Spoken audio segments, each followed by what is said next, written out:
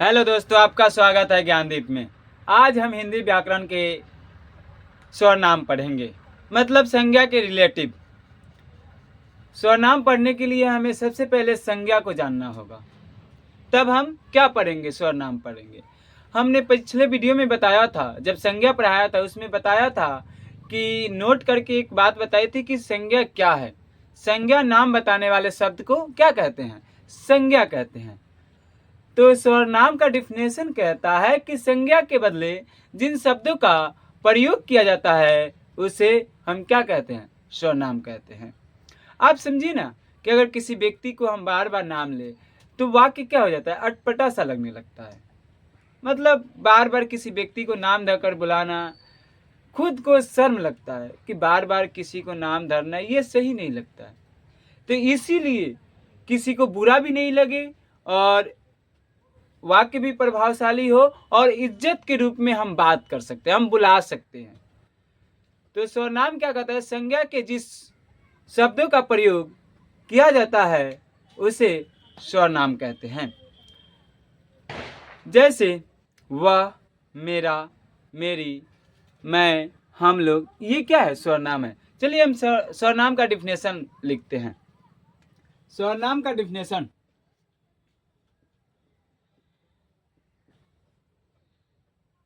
स्वरनाम स्वरनाम क्या कहता है?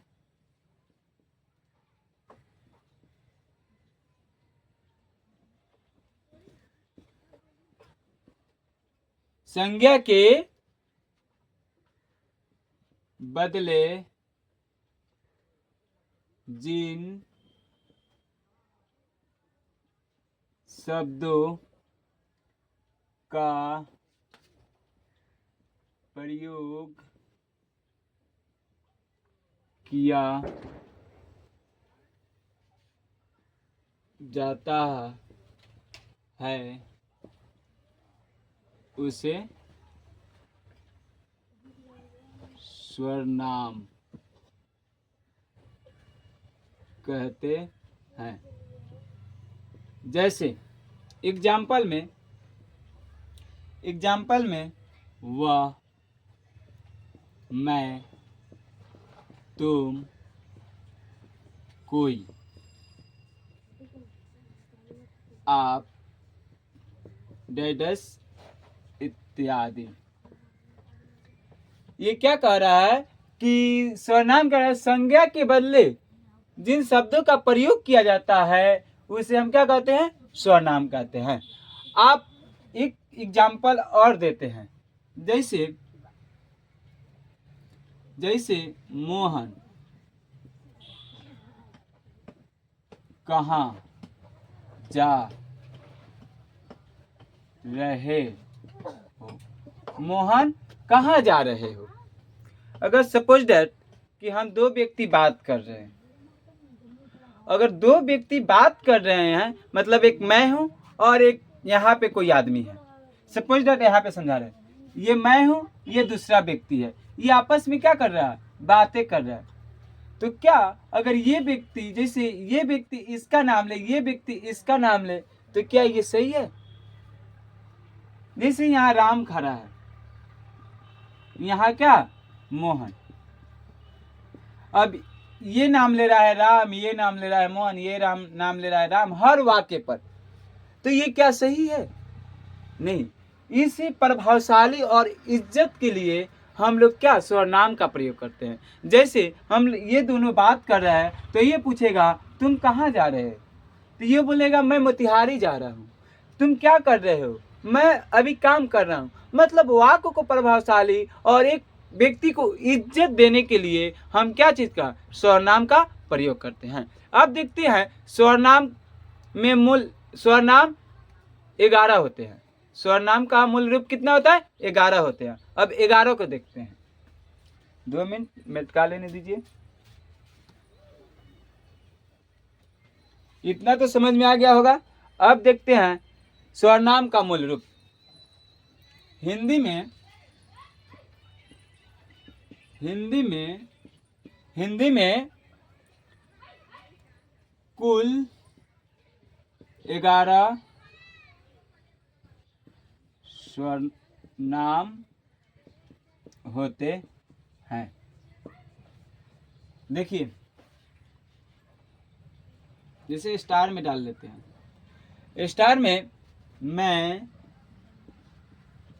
कोमा वह, कोमा तू, कोमा आप, कोमा कोई, कोमा, और क्या होगा, यह,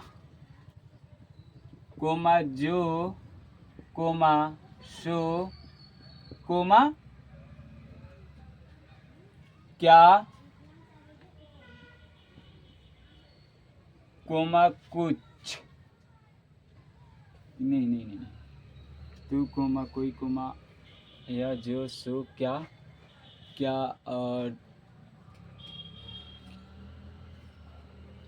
और क्या, 1 2 3 4 5 6 7 8 9 और 9 और क्यों और क्या छूटा है,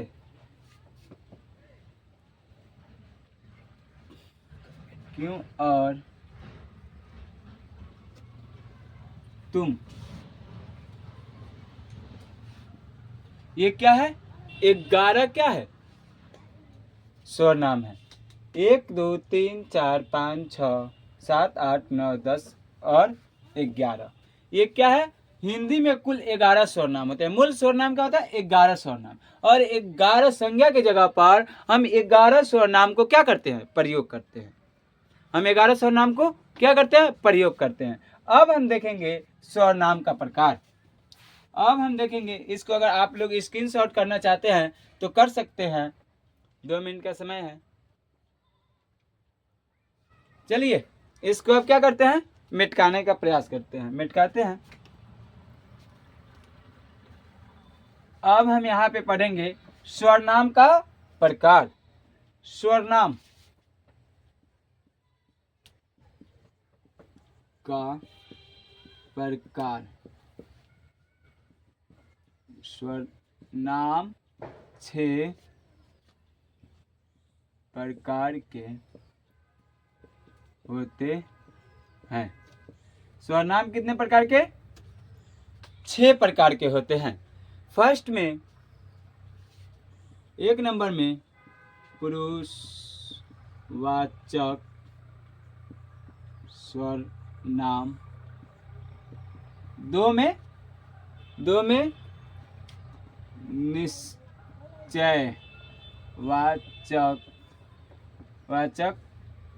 निश्चयवाचक स्वरनाम। 3 में अनिश्चयवाचक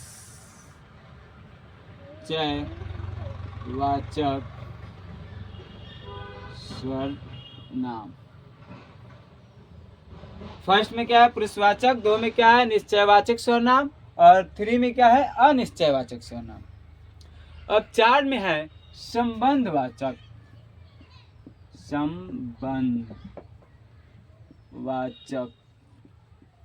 स्वरनाम।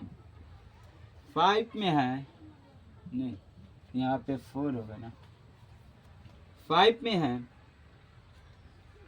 5 में क्या होगा, निजवाचक स्वरनाम। निजवाचक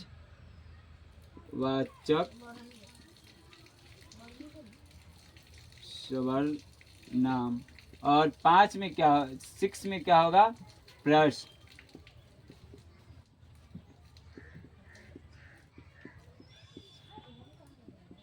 चार में क्या होगा, प्रश्नवाचक स्वरनाम। ये हमने स्वरनाम पढ़ लिया, स्वरनाम के मूल रूप पढ़ लिया। स्वरनाम के कितने रूप, मूल रूप होते हैं, 11 होते हैं, जो हम संज्ञा के स्थान पर क्या कर सकते हैं, प्रयोग कर सकते हैं।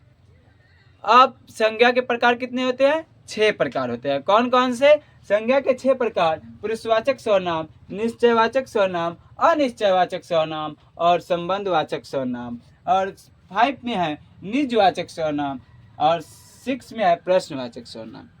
अब हम इसको एक एक करके और समझकर पढ़ते हैं।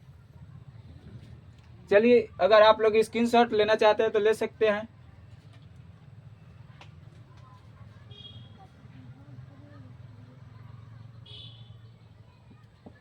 चलिए, इसको अब मिटाकर इसका प्रकार पढ़ते हैं हम लोग। सबसे पहले क्या है? पुरुषवाचक सर्वनाम।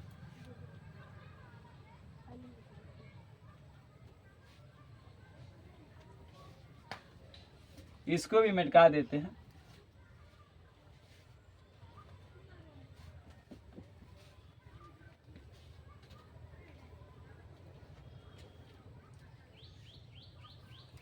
अब देखते हैं, पुरुषवाचक पढ़ने से पहले एक बार समझ लेते हैं। पुरुषवाचक का डिफिनेशन कहता है कि जिन सर्वनाम से बोलने सुनने वाले या जिसके बारे में कहा जाए उसे पुरुषवाचक सर्वनाम कहते हैं। अगर हम बता रहे हैं कि अगर एक व्यक्ति यहाँ पे खड़ा है और एक व्यक्ति यहाँ पे खड़ा है और ये आपस में क्या कर रहे हैं? बातें कर रहे हैं। बातें करते करते कभी इंसान दूसरे व्यक्ति के बारे में बात करने लगता है, दूसरे व्यक्ति के बारे में क्या करने लगता है? बातें कहने लगता है। ये दोनों आपस में बात कर रहे हैं, लेकिन ये तीसरा व्यक्ति के बारे में क्या कर रहे हैं? ये तीसरा व्यक्ति के बारे में बात करते हैं। ये पहला व्यक्ति है, ये क्या है? दूसरा व्यक्ति है। ये आपस में बात करते करते ये क्या तीसरा व्यक्ति के बारे में बात करने लगते हैं। यही तो है पुरुषवाचक सर्वनाम। पुरुषवाचक सर्वनाम का डिफिनेशन क्या कहता है? जिस सर्वनाम से बोलने सुनने वाले या जिसके बारे में क्या कहा जाए उसे पुरुषवाचक सर्वनाम कहते हैं। चलिए देखते हैं इसका डिफिनेशन।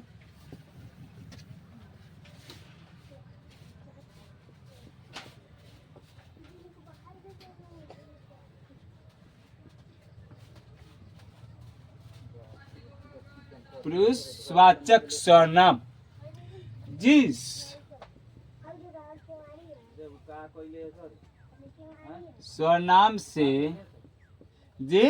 सर्वनाम से बोलने कोमा सुनने सुनने वाले या जिसके बारे में कहा जाए उसे पुरुषवाचक सर्वनाम कहते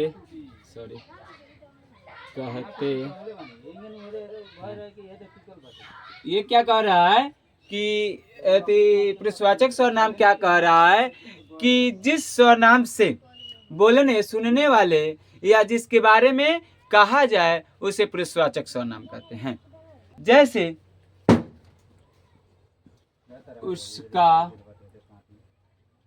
उसका कोमा उसकी। अगर हम दो व्यक्ति बात कर रहे हैं ना और तीसरा व्यक्ति उसके रिश्तेदार में से जाता है ना, तो हम बोलते हैं कि हाँ फलानवा के मामा जा रहे हैं, फलानवा के भाई जा रहे हैं। ऐसा हम लोग क्या करते हैं? बीच बाजार में बोलते हैं। अगर दो व्यक्ति बात करने लगते हैं तो ऐसा वर्ड हम लोग क्या करते हैं? निकालते हैं। तो समझ में आ गया कि पुरुषवाचक सर्वनाम बोलने या सुनने या जिसके बारे में कहा जाए उसे पुरुषवाचक सर्वनाम कहते हैं। अब निश्चयवाचक सर्वनाम में आते हैं। निश्चय ये 1 नंबर है, अब 2 नंबर। निश्चयवाचक सर्वनाम। निश्चयवाचक सर्वनाम। अब निश्चयवाचक सर्वनाम पढ़ने से पहले हम इसको समझते हैं। ये क्या कहता है? ये कहता है जिस सर्वनाम से सॉरी जो शब्द किसी निश्चित वस्तु, दूरी या घटना का बोध कराती है उसे निश्चितवाचक सर्वनाम कहते हैं। ये कह रहा है जो शब्द निश्चित वस्तु, दूरी तथा घटना की ओर संकेत करता है उसे निश्चयवाचक सर्वनाम कहते हैं। जैसे चाहे लिख देते हैं निश्चयवाचक सर्वनाम, जो शब्द किसी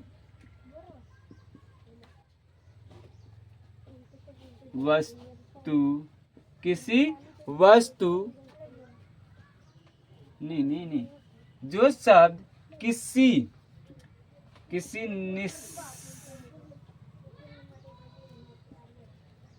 किसी निश्चित व्यक्ति वस्तु अथवा घटना की ओर संकेत करता है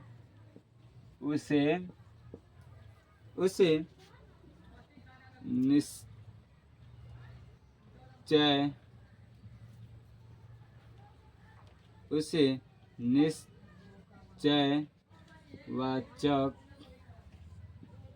सर्वनाम कहते हैं। ये बोल रहा है कि जो शब्द किसी निश्चित व्यक्ति, वस्तु अथवा घटना की ओर संकेत करता है उसे निश्चयवाचक सर्वनाम कहते हैं। जैसे यहाँ पे एग्जाम्पल फॉर यह, वह, डेटस इत्यादि। आप समझते हैं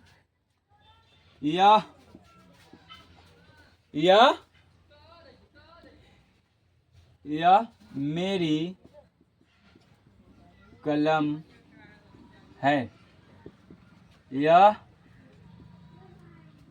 कॉपी मेरी है। अब इसको समझते हैं।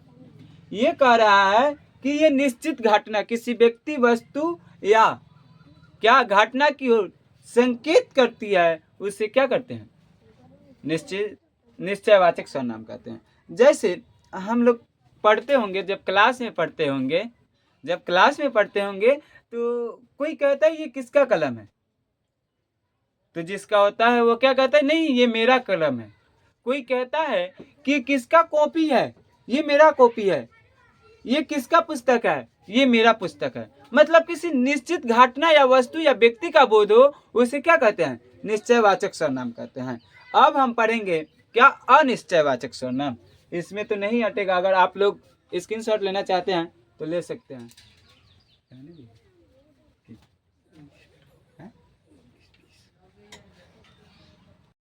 अब हम इसका पार्ट 2 वीडियो बना के डाल देंगे। अब यहीं तक निश्चयवाचक सर्वनाम तक पढ़ते हैं और आई होप आप लोगों को इस वीडियो समझ में आया होगा और ये चैप्टर समझ में आया होगा। मेरा एक ही रिक्वेस्ट है कि ज्ञानदीप चैनल को सब्सक्राइब करें और अपने दोस्तों तक ज़रूर शेयर करें। आप एक सब्सक्राइब करते हैं या एक लाइक करते हैं तो हम लोग का हौसला बढ़ता है, हम लोग का और जोश से वीडियो बनाने का मन करेगा और आप लोगों के सामने अच्छे अच्छे वीडियो और एग्ज़ाम लायक लाते रहेंगे।